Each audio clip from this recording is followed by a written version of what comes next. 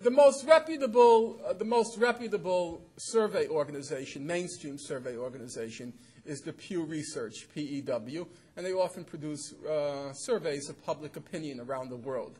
And right after the year anniversary marking the U.S. attack on Iraq, they published a survey of European opinion about the United States a year after Iraq, and they reached the conclusion that exactly Stop the Press's discovery, most Europeans hate the United States. Well, didn't have to do a big survey to figure that one out, but okay. But they were curious, so they asked a question about the question of the new anti-Semitism. And, what are the attitudes towards Jews in Europe?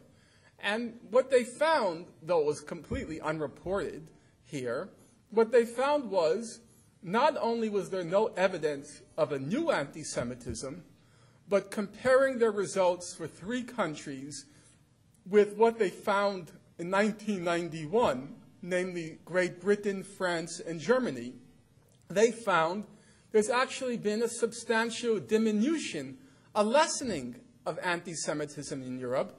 Jews are more favorably regarded than ever in Europe, which frankly even came as a surprise to myself, that there's been a diminishing of anti-Semitism in Europe as far as the surveys can tell.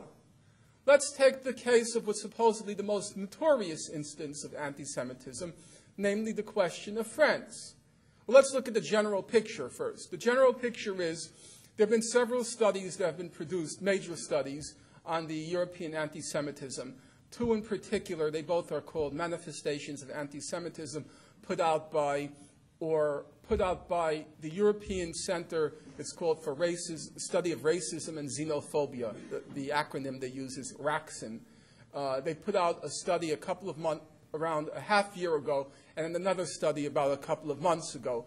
Big fat studies. One of them was done by a German Jewish center, which is completely loony. I'm going to leave that aside for a moment and look at the second one, which is much better, much more authoritative. What did they find? Well, let's look at the general picture. The general picture is, in these era of this new anti-Semitism, where we're told, if you read Abraham Foxman, I lament it if you do. If you read Abraham Foxman, this is the worst outbreak of anti-Semitism since the Nazis came to power.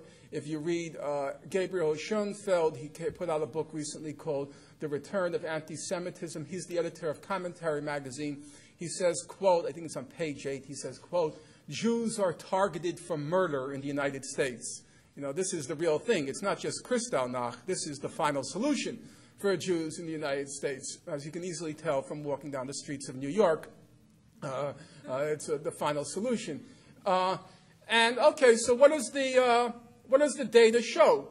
The data shows for the 2-year period that they examined the period roughly from January 2002 to the present, until January 2004. For the 2-year period, no Jew has been killed in that period in Europe. There have been 5 cases of people who suffered injuries serious enough to warrant going to a hospital. A case of someone who needed stitches, someone who suffered contusions. 5 cases in all of Europe of Jews who needed some sort of medical care. There have been, let's narrow the focus for a moment and turn to what's supposedly the worst case of the outbreak of anti-Semitism, namely the case of France. In France, you have 2 cases of the 5 I mentioned, 2 cases of people who were required hospitalization. There were 2 cases in France. There were 3 cases of attacks on Jewish communal property, a school bus, I think 2 synagogues, but I'm not too sure. It was 3 cases of attacks on Jewish communal property in that 2-year period. It should be pointed out that these attacks, all of them I mentioned, they occurred within the same weeks as Operation Defensive Shield and the siege of Jenin. There are no reports of attacks on Jews or Jewish property in the year 2003, according to reports. Everything happens in April 2002. Okay, those attacks are bad, no question about it. Even though they're not the final solution, they're not Kristallnacht, they're not anything, but they're bad. But what does the public opinion survey show? Well, they've examined France fairly closely. The public opinion surveys show that 89% of the French people say they see no difference between a French Jew and a French person in general. Complete absence of anti-Semitism. What's quite striking, incidentally, is, and it will come as a surprise to many of you, as it did to the people who authored the report, that among Muslim French, there is more opposition to anti-Semitism than among French generally. Muslim young people are actually more opposed to anti-Semitism, at least as far as one can judge from the public opinion surveys, than than French generally. The talk about the new anti-Semitism is just sheer hysteria. Well, where does it come from? There has to be some substance to the claims. And the substance is, I think it's three parts. Part of it is sheer fraud. A lot of the incidents that are claimed are simply made up. They're fraudulent. They're concocted, literally. I was curious about some of them because for those of you who follow this literature, there's a claim about a massive, rampant, raging anti-Semitism on college campuses across the country. That struck me as very peculiar. I've taught at many universities, not out of choice, but I've been around the block several times in the universities.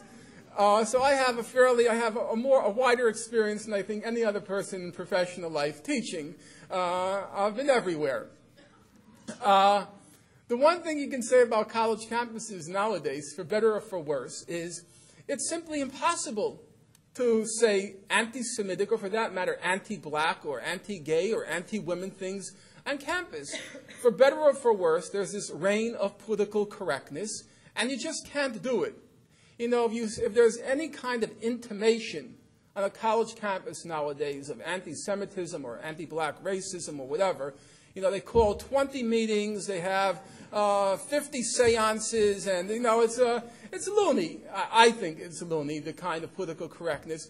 But the idea, as some people say, and if you read these internet exchanges, that one woman wrote, who was the head of the Hillel at San Francisco State University, she says, I walked across college campus, and everywhere there was the slogan, Jews equal Nazis. That's just ridiculous. Anyone who's on a college campus knows that's not possible. As I said, for better or for worse. I think part of it is for the better. The climate is more humane. It's more decent. For worse, because I think it stifled a lot of free exchange and discussion, and people no longer say what they feel. They just say what's politically correct to spare themselves the hysteria if they say something wrong, politically incorrect, which I'm not in favor of. I think it's had a very damaging effect, though I have to recognize the positive effect, which is good, namely that people feel comfortable about the learning experience and that they're welcome in the classroom. That's good. But the other side is not good, in my opinion. Finding the right balance is not easy, and I don't want to pretend you can. In any case, so I was curious about these incidents, which I opened up Gabriel Schoenfeld's book. He said, at the University of Chicago, a professor refused to supervise a thesis on Judaism and Zionism. Well, it happens, much to my chagrin. I'm currently in exile in Chicago, my Nechba. I got stuck in Chicago. University of Chicago is nearby. I rang up the Center for Jewish Life, the Hillel. I said, can you tell me about this incident? They said, we never heard of it. Okay, so I called up the Chicago administration, the administrative offices. Can you tell me about it? They said, well, the first we ever heard about it is we read about it in the Jerusalem Post. We didn't even know about it. So we checked with the history department. They said what happened was there was a professor asked to supervise a thesis on Judaism and Zionism. Her specialty happened to have been medieval history. She didn't know about the subject, so she told the student to go to another professor. And that became an example of anti-Semitism. Okay, now some of you, since I'm told this is an audience that's left of center, it doesn't mean you're going to get arrested on the way out. I was just told that. Some of you are readers of Tikkun. Who here reads Tikkun? Raise your hand. Okay, only two people have to suffer with that. Okay, so Tikkun is sort of the left liberal Jewish magazine run by this fellow named Rabbi Lerner. And they had, like everybody else, they had a big story, the new anti-Semitism, on their cover a few months ago. Everybody had to have a story on that. U.S. News and World Report had a big cover story with letters this size, the new anti-Semitism. New York Magazine, the new anti-Semitism. Everywhere, hither and yon, new anti-Semitism. So the Tikkun joins in. They have this woman named Miriam Greenspan write an article on the new anti-Semitism. It's 15 pages, single space. It's an ordeal. It's an ordeal, for sure, especially since she has no idea what she's talking about, which makes it a bigger ordeal. And she also admits she doesn't know what she's talking about, which is at least honest. So she has in her first paragraph, she says, Jewish student in Yarmulke assaulted by Arab and Yale dormitory. That's odd. Yale? Doesn't sound right to me. 40% of the undergraduate body, the student body, is Jewish. It doesn't seem like the place for pogroms to be happening. So I was curious. I called up the Yale University, the Center for Jewish Life, the Hillel. Can you tell me about the anti-Semitic incident I read about in Tikkun? They said, I've never heard of it. I then called up the Yale administration. Can you tell me about it? Never heard of it. Okay, that's odd. I then email Miriam Greenspan. Can you tell me about this? Don't get an answer. Email her again. Don't get an answer. So then I email Michael Lerner, the editor of Tikkun. Can you find out about this? He then CCs me a copy of an email he sent Miriam Greenspan saying, well, Miriam, I think this is a legitimate query. You should answer it. So she answers it. She said, quote, I heard about it on Pat Robertson's 700 Club. That was her source. That was her source. So then I was curious about this one I mentioned earlier, a woman named Ms. Zoloth, who was the head of the Hillel at San Francisco State University. And she says, you know, walking across campus, all I see is Jews equal Nazis, and we were attacked, and the police just stood there when the Arabs attacked us, and so on and so forth. Well, I was curious about that. So I talked to people in the Bay Area. I can't name them because they're, you know, they have prominence and they don't want to be associated with me, and that's fair enough. No, it is. So I asked them about this, and they said, well, you know, one of them's, I can't even tell you that because it gives too much information, but he said that, well, she used to be a member of a Marxist-Leninist organization called Line of March, and she still has that mental framework from her Marxist-Leninist days. I talked to the person who replaced her, and he said the same thing. You know, this is all just fabricated. It's sheer lunacy. It's just a large part of it is just made up out of thin air. That's one part, the part that's sheer fraud and nonsense. You know, one of the main books that came out a few months ago after the ADL started its attack, there was a book that came out by this woman named Phyllis Chesler. It's called it's called The New Anti-Semitism. And Phyllis Chesler made her reputation by writing this book called Women and Madness. And judging by this current book, you could see she does have expertise in her original field. So the book is, you know, it's completely loony. It's nutty. I was telling people a story this afternoon. One of the students is the head of the Hillel at DePaul University, a former student of mine, and a decent enough fellow. He dropped by my office a few days ago, and he says, we're having a speaker this evening who may interest you to come. I said, well, who are you having? They said, we're having Phyllis Chesler. I said, look, Phyllis Chesler, how much are you paying her? $5,000, because that's the numbers they charge nowadays, or 10. They get big money.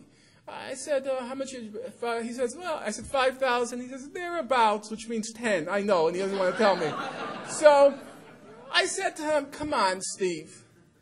If I were you, use the $10,000 to give out free latkes at the ball, and you'll get more friends than if you have Phyllis Chesler, because she's a complete embarrassment. She's an idiot. She's an imbecile.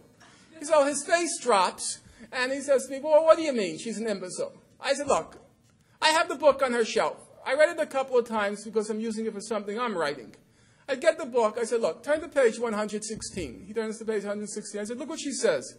She says in the top of page 116, she says, hundreds of thousands of Jews after 1948 fled from Arab countries like India.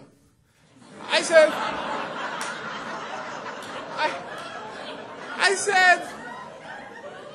Steve, I'm serious. And she says it twice. It's not a typo. It's there twice.